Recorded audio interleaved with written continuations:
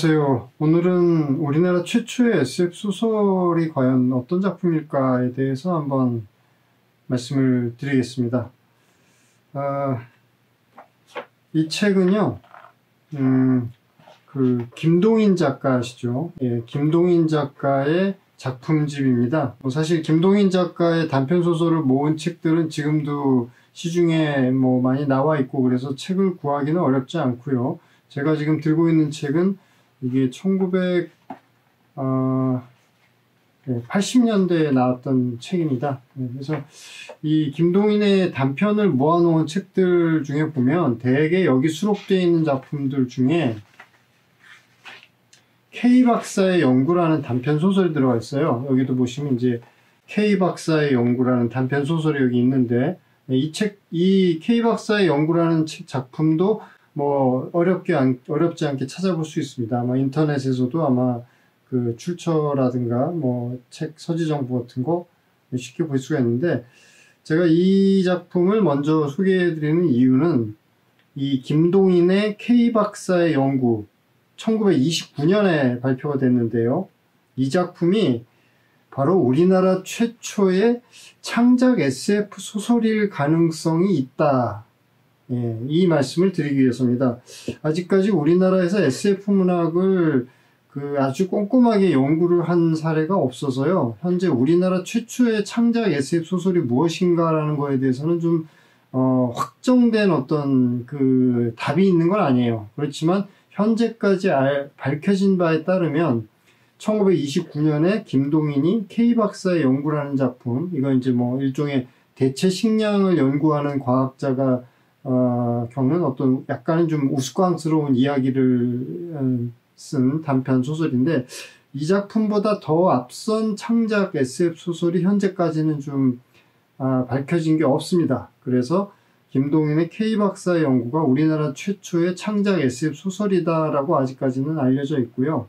오늘은 이 작품을 포함해서 우리말로 된 최초의 SF 소설은 무엇이었나, 또 최초의 장편 창작 과학소설은 또 무엇이었나, 이런 여러 가지 우리나라 SF 소설의 초창기 역사에 대해서 간단히 살펴보도록 하겠습니다. 우리나라 최초의 SF 소설은 어떤 작품일까요? 먼저 우리말로 된 최초의 SF 소설이 등장한 것은 1907년입니다. 네, 생각보다 꽤 오래됐죠. 1907년이면 지금부터 100년도 훨씬 넘었잖아요.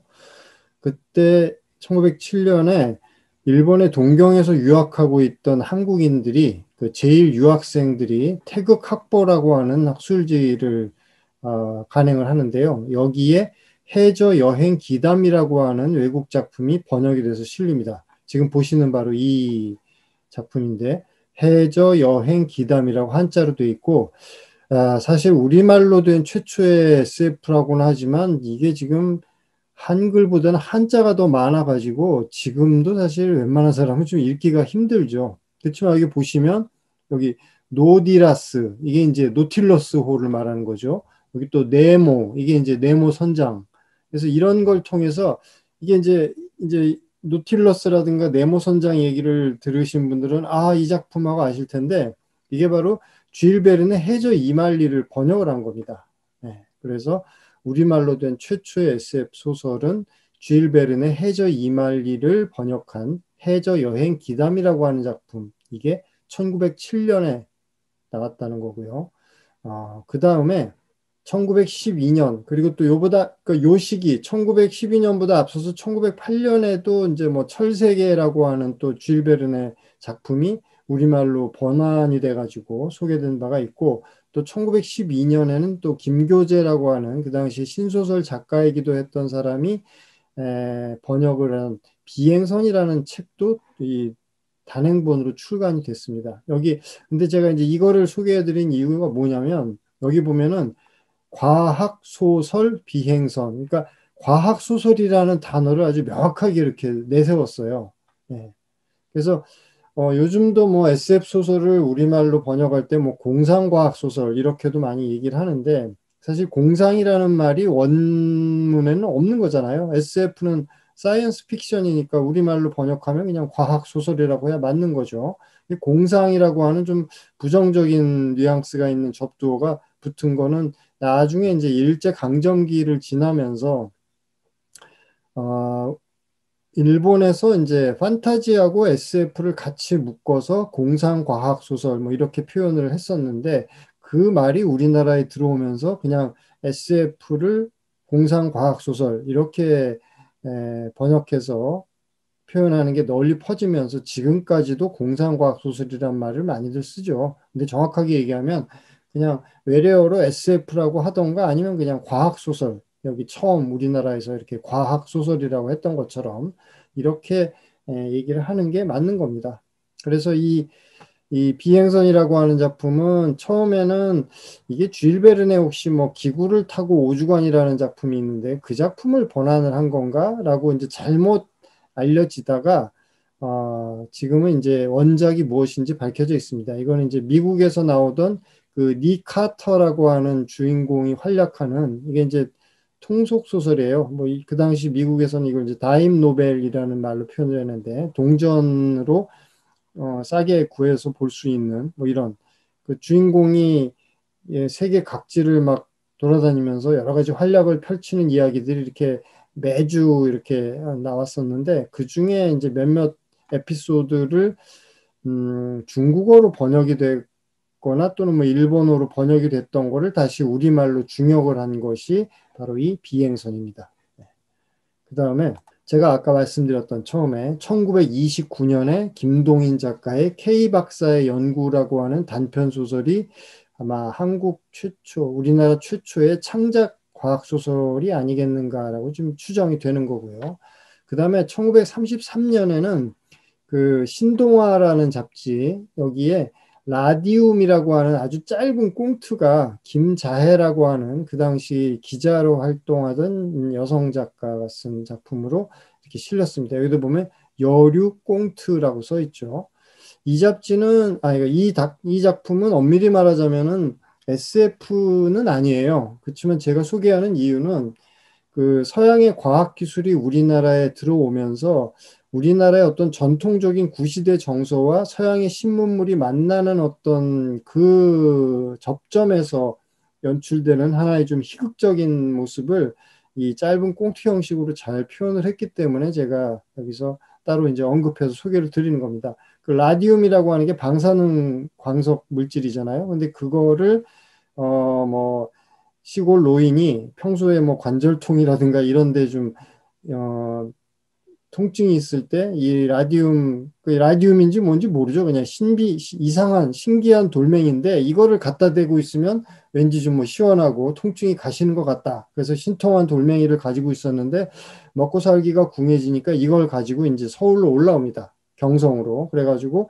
그 시계포에 가서 일본인 주인한테 이제 이 돌멩이를 파는 거죠. 근데 나중에 이 일본인 시계포 주인이 광물 조사소에다가 이제 이거를 분석을 해달라고 해봤더니 이거는 라디움이라고 하는 굉장히 희귀한 광물이다. 그래서 아주 비싼 값을 받고 되판다는 뭐 그런 얘기입니다. 그러니까 과학 소설이라기보다는 과학적 풍경을 묘사한 어떤 문화적 뭐 꽁트 뭐 이런 의미가 있어서 제가 오늘 같이 언급을 해서 소개를 합니다. 그 다음에 1960년에 자유문학이라고 하는 그 당시 나오던 문예 잡지에 제1회 신인상 수상작이 김윤주라고 하는 작가의 남성입니다. 남성 이 김윤주 작가의 단편 소설 재앙부조라고 하는 작품이 당선이 됩니다.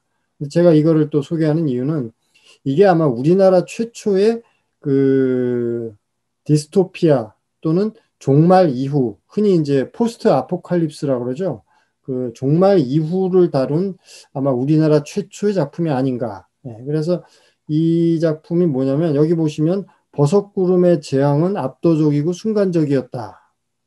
그러니까 이게 뭐냐면 원자폭탄이 떨어지고 나서 완전히 이제 폐허가 되어버린 세상에 남은 생존자들이 하루하루 힘겹게 그 시간을 보내는 모습들을 묘사한 작품이고요. 해피엔딩도 아니에요. 그냥 다들 이렇게 힘들게 살다가 한 명씩 한 명씩 죽는다는 그런 내용이 담겨 있는데, 이게 우리나라에서는 아마 굉장히 보기 드문, 그리고 아마도 이 작품이 우리나라 최초의 재앙 이후를 다룬 SF 소설이 아닐까 추정이 되어서 제가 소개를 합니다.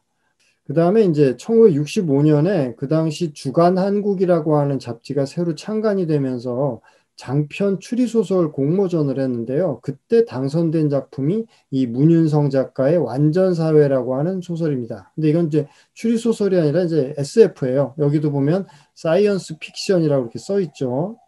그래서 이게 1965년에 당선작이 되고 이렇게 단행본으로 출판이 된 거는 이제 1967년입니다.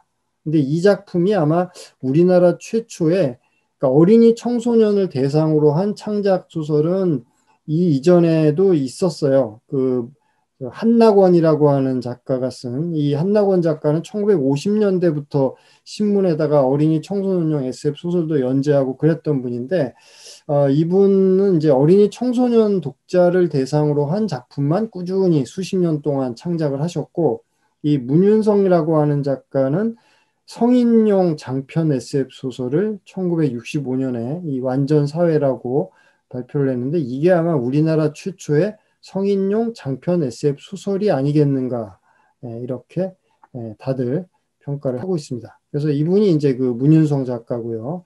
2000년에 작고하셨고, 이 완전 사회가 몇 년 전에 이렇게 재간이 됐습니다. 원래 초판본 그 제목의 그 저 폰트 그거를 그대로 이제 또 써가지고 여기 보면 조그맣게 1967년이라고 써 있죠.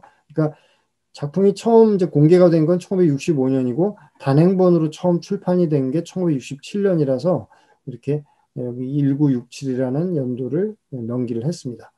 이 작품은 그 지금 봐도 좀 놀라울 정도로 그 여성이 주인공으로 등장하는 그 페미니즘이라든가 또 이런 젠더 문제에 대해서 굉장히 그때 당시를 기준으로 하면 더더욱 아주 시대를 앞서간 그런 작품입니다. 이게 뭐 단순히 뭐 남녀들 간의 무슨 어떤 성 대결 같은 거를 말초적으로 묘사한 작품이 아니고, 이 여성이 세상을 지배하게 되면 지금처럼 남성, 여성이라고 하는 어떤 사회적 성역할로서의 젠더 문제 자체가 그냥 사회 문제가 아니게 된 거죠. 단일성이 지배를 하는 거니까. 그런 세상에서 인공 동면에 들어갔던 남성 주인공이 깨어났을 때, 이 주인공을 세상 여성들이 어떻게 대하게 되는지, 그리고 여성들이 지배하는 세상에서도 여전히 똑같이 인간 세상이라면 늘 있기 마련인 여러 가지 뭐 사회적인 문제라든가 이런 것들을 굉장히 좀 심층적으로 잘 묘사를 한 작품입니다. 그래서 지금도 여러분들은 이 작품을 좀 쉽게 구해서 보실 수가 있으니까 한번 보시면, 이게 우리나라 최초의 성인용 장편 창작 SF 소설이구나라는 그 어떤 평가에 값할 만큼 나름대로의 어떤 작품성이 있다라는 것을 아마 느끼실 거라고 저는 생각을 합니다. 네, 오늘은 이렇게 우리나라 최초의 SF 소설, 우리말로 된 최초의 SF 소설, 또 창작 SF 소설, 장편, 단편, 그 다음에 뭐 우리나라 최초의 재앙 이후를 다룬 소설, 뭐 이런 여러 가지 측면에서 우리나라 최초의 SF 소설들은 어떤 것이 있는지 간단히 살펴봤습니다.